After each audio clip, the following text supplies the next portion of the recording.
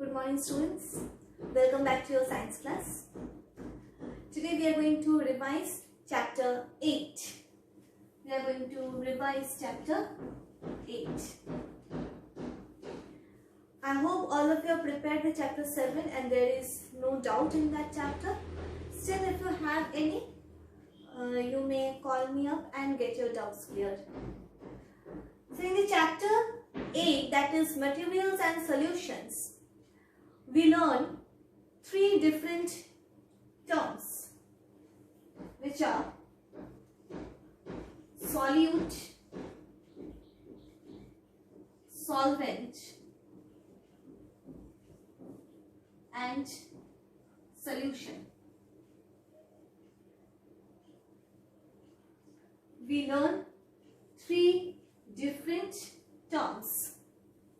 Though it's not a new one, because in the last session, that is when we were in class 3, we had already learned it and I remembered it very well because I was the one who taught you. So, what is solute? Solute are the substances that gets dissolved or that is dissolved.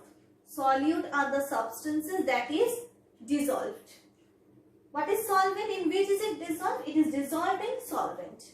So solvent is the substance in which the solute gets dissolved or the solute is dissolved. And when these two combine together, they form the solution. So solution is the mixture, you can say, which is formed by adding solute and solvent. Or we can say solute and solvent together make up the solution. So what is solute? The substance, suppose if I take an example of salt and water. So salt is the solute, whereas water is the solvent. And the solution, that is salty water, that becomes your solution. Salt is the solute because salt would be dissolved in water. So salt acts as the solute. Water is the substance in which the solute or the salt is dissolved. So water acts as the solvent. And what we get is salty water. This is the solution. Clear? Now water is called the universal solvent. Why? Yes, because water is the only substance or water is the only liquid in which most of the solutes get dissolved. Water is the only liquid in which most of the solutes get dissolved. Hence, water is called the universal solvent. Clear? Okay. Next, we have learnt soluble and insoluble substances. We have learnt soluble and insoluble substances, and we have learned miscible and immiscible. We have learned miscible and immiscible.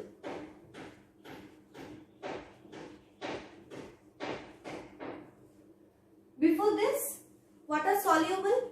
Soluble substances are the ones which get totally dissolved, and insoluble substances are the ones which do not get totally dissolved. Soluble means totally soluble, insoluble means partially soluble. Clear?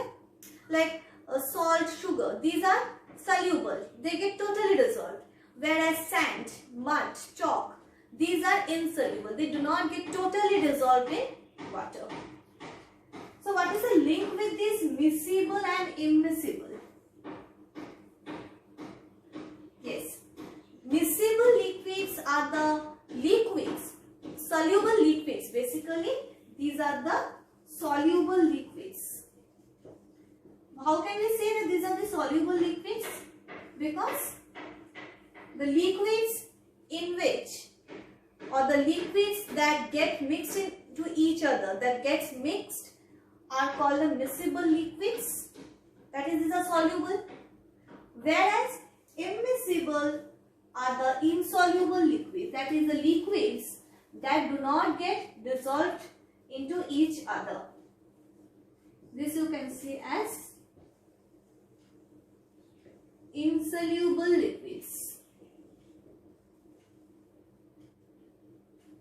So miscible liquid means the soluble liquids, that is the liquids that are totally soluble in each other, that gets dissolved into each other, whereas immiscible liquids means the insoluble liquids which do not get totally dissolved into each other. That liquids, remember, miscible and immiscible, these terms are used only for liquids, not for solids or gases.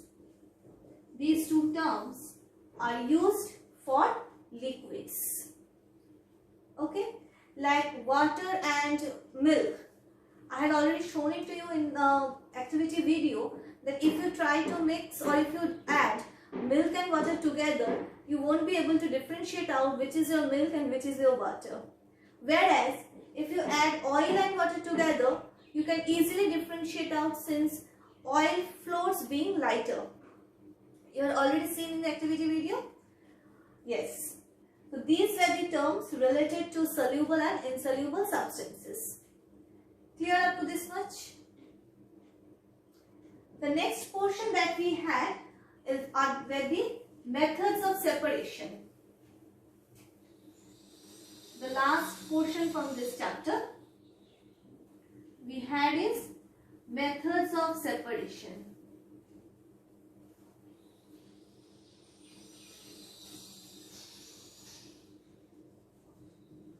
Now there were different processes to separate out. Different processes in the sense, first of all, two different methods, two different types of solutions we had, that is soluble and insoluble. So for the soluble solution or for the soluble substances, we used the method evaporation. For soluble substances, right? Remember? Yes. For soluble substances, we used the method evaporation, where what happened? Due to the heat, due to the extreme heat, the water gets evaporated out, leaving behind the soluble impurities. The impurities remain behind, whereas the water evaporates. Okay? This was the process of evaporation. We already know the change of state from liquid to vapor is called as evaporation. So in this method, due to the extreme heat, the liquid or the solvent evaporates, leaving behind the soluble impurities. So in this method, by using this method, we can easily differentiate out soluble solution or soluble substances. Clear? For insoluble substances or for insoluble solutions, we had two processes, which is filtration and sedimentation decantation.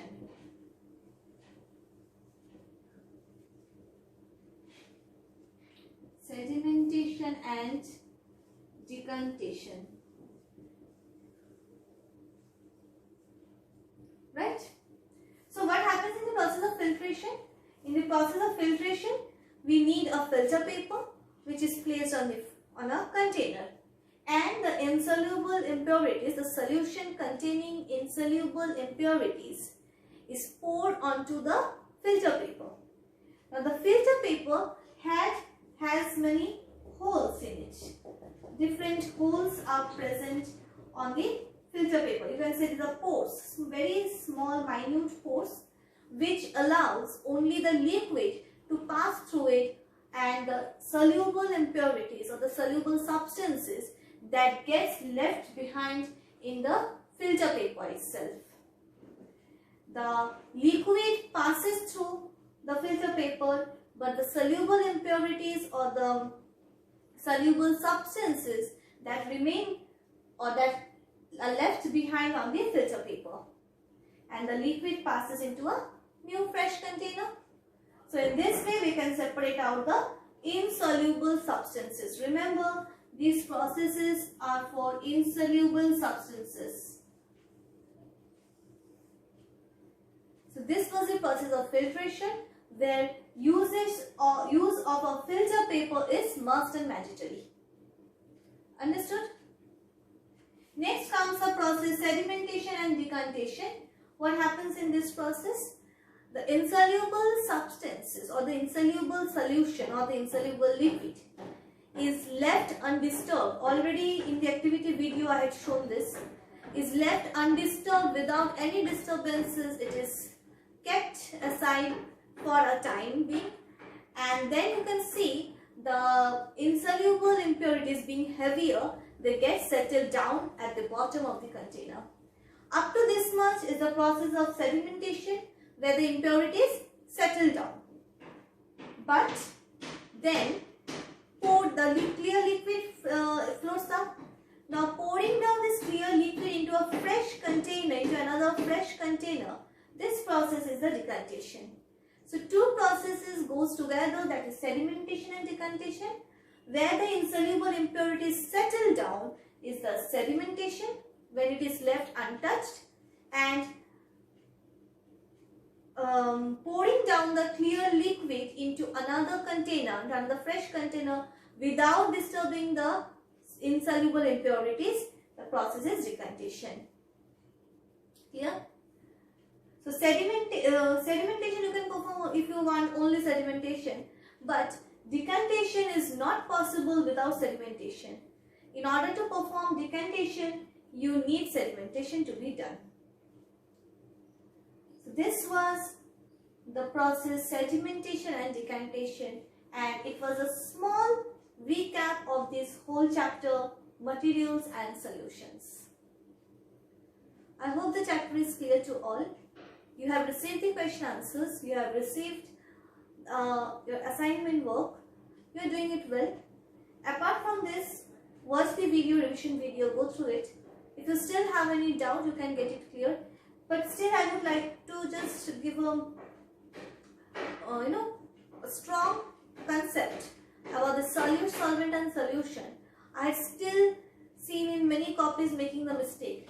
Solute gets dissolved and solvent is in which the solute gets dissolved. Solute is dissolved and solvent is in the substance in which the solute is dissolved. So be very clear with these two. Read it properly. So okay, fine. Here we end today's class. Go through the chapter. Prepare yourself well. Thank you.